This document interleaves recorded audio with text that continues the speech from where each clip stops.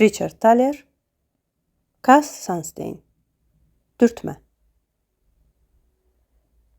Bu kitabın müəllifləri Richard Thaler və Cass Sunstein insan davranışının necə işlədiyini və qərarlarımızın nə üçün çox vaxt düşündüyümüz qədər rasional olmadığını izah edirlər. Onlar göstərirlər ki, insanlar hər zaman məntiqli seçimlər etmir. Əksinə, tez-tez emosiyalar, vərdişlər və mühitin təsiri altında qərar verirlər. Məhz bu səbəbdən düzgün qurulmuş mühit insanların daha yaxşı qərarlar verməsinə kömək edə bilər. Bu yanaşma dürtmə adlanır. Dürtmə anlayışı insanların seçim azadlığını məhdudlaşdırmadan onların davranışlarını istiqamətləndirmək deməkdir. Yəni, insanları məcbur etmədən sadəcə seçimləri təqdim etmək üsulunu dəyişərək onların daha faydalı qərarlar verməsinə kömək etmək mümkündür. Bu nə qadağandır, nə də məcburiyyət. Sadəcə düzgün istiqamətləndirmədir. İnsan beyninin işləmə mexanizmini başa düşmək bu kitabın əsas hissələrindən biridir. Müəlliflər deyirlər ki, bizim düşüncəmiz iki sistemlə işləyir. Birinci sistem sürətli, avtomatik və emosionaldır. İkinci sistem isə yavaş, düşünülmüş və məntiqlidir. Gündəlik həyatda biz daha çox birinci sistemdən istifadə edirik. Bu isə tez-tez səhvlərə səbəb olur. Məsələn, insanlar gələcək üçün pul yığmağın vacib olduğunu bilirlər, amma yenə də bunu təxirə salırlar. Çünki indiki rahatlıq gələcək faydadan daha cazibədar görünür. Eyni formada insanlar sağlam qidalanmağın yaxşı olduğunu bilir, amma tez-tez zərərli yeməklərə üstünlük verirlər. Bu, rasional düşüncənin yox, ani istəklərin təsiridir. Məhz burada dürtmə anlayışı işə düşür. Əgər mühit düzgün qurularsa, insanlar daha yaxşı seçimlər etməyə başlayır. Məsələn, bir yeməkxanada sağlam qidalar göz səviyyəsində yerləşdirilərsə, insanlar daha çox onları seçir. Heç kim məcbur edilmir. Sadəcə seçim təqdim etmə üsulu dəyişdirilir. Kitabda seçim arxitekturası anlayışı xüsusi yer tutur. Seçim arxitekturası insanların qarşısına qoyulan seçimlərin necə təşkil edildiyini ifadə edir. Bu arxitekturanı quran şəxs isə seçim arxitektoru adlanır. Hər birimiz müəyyən mənada seçim arxitektoru ola bilərik. Məsələn, bir tətbiq dizayn edən proqramçı, məhsul yerləşdirən market meneceri və ya qaydalar hazırlayan dövlət qurumu. Seçim arxitekturasının gücü ondadır ki, o, insanların davranışını ciddi şəkildə dəyişə bilir. Məsələn, pensiya sistemində avtomatik qeydiyyat tətbiq edildikdə, insanların böyük əksəriyyəti sistemdə qalır. Əgər qeydiyyat könüllü olsa, çoxları bunu etməz. Sadəcə seçim təqdim etmə üsulu dəyişdirildikdə nəticə tam fərqli olur. İnsanların qərar verməsində mühüm rol oynayan anlayışlardan biri də status quo meylidir. Bu deməkdir ki, insanlar mövcud vəziyyəti dəyişmək istəmirlər. Əgər bir seçim default olaraq təqdim edilirsə, insanlar çox vaxt onu dəyişmədən qəbul edirlər. Bu xüsusiyyət düzgün istifadə olunarsa, müsbət nəticələr əldə etmək mümkündür. Digər vacib anlayış itkidən qaçınmadır. İnsanlar eyni dərəcədə qazancdan daha çox itkidən qorxurlar. Məsələn, 100 manat itirmək hissi 100 manat qazanmaq sevincindən daha güclüdür. Bu psixoloji xüsusiyyət də qərarlarımızı ciddi şəkildə dəyişir. Kitabda sosial təsirin rolu da geniş şəkildə izah olunur. İnsanlar çox vaxt başqalarının nə etdiyinə baxaraq qərar verirlər. Əgər bir məlumat verilsə ki, insanların böyük hissəsi artıq müəyyən bir davranışı seçib, bu, digər insanları da eyni istiqamətdə hərəkət etməyə təşviq edir.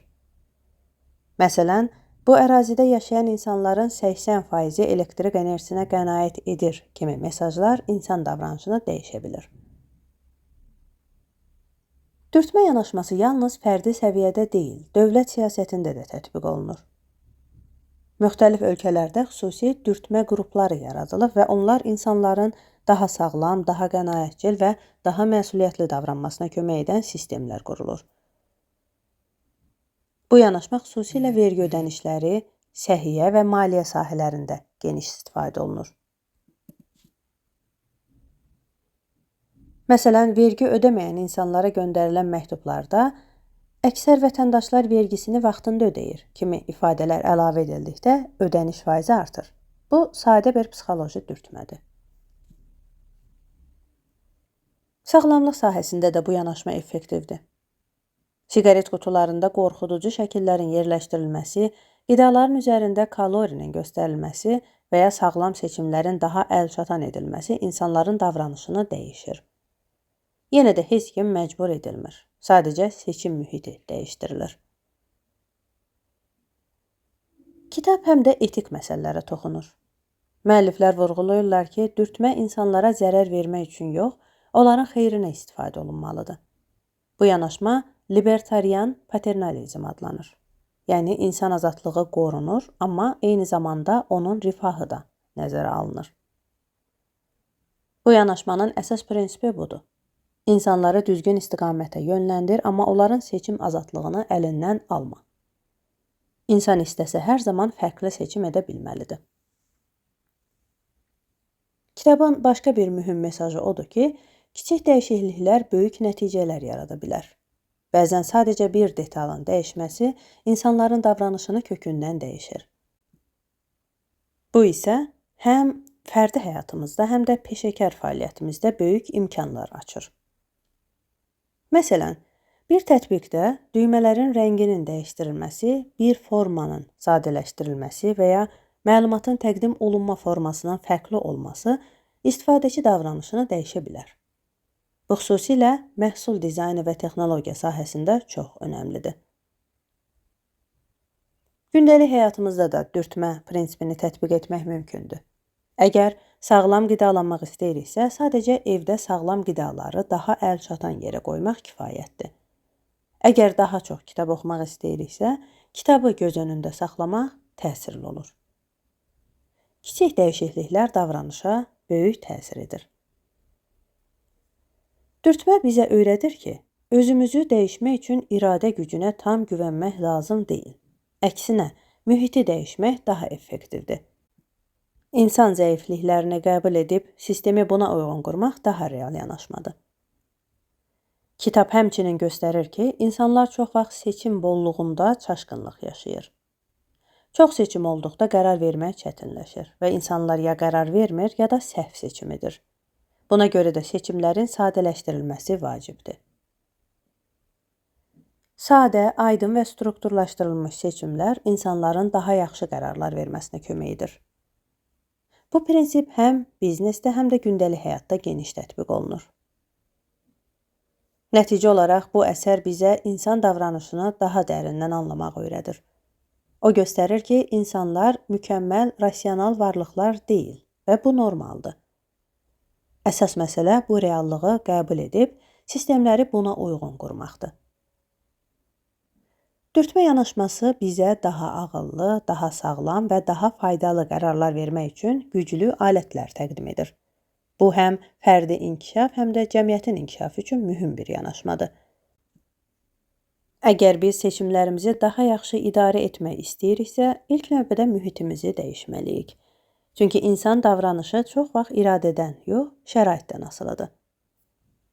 Və ən vacibi, insanları dəyişmək çətindir. Amma onların seçim etdiyi mühiti dəyişmək mümkündür. Məhz bu dəyişiklik isə böyük nəticələr yaradır. Dürtmə yanaşması bizə göstərir ki, böyük dəyişikliklər üçün bizə böyük güc lazım deyil. Bəzən sadəcə düzgün istiqamət, düzgün təqdimat və kiçik bir toxunuş kifayətdir. Əgər biz insan davranışını anlamaq, daha yaxşı qərarlar vermək və ya yaratdığımız sistemlərin daha effektiv işləməyini istəyiriksə, bu əsər bizə real və praktik baxış bucağı qazandırır. Kitabı tələsmədən, düşünərək oxumaq daha məqsəd uyğundur. Hər bölmədə verilən nümunələri öz həyatımızla əlaqələndirmək onu sadəcə oxunan bir mətin yox, tətbiq olunan bir bilik halına gətirir.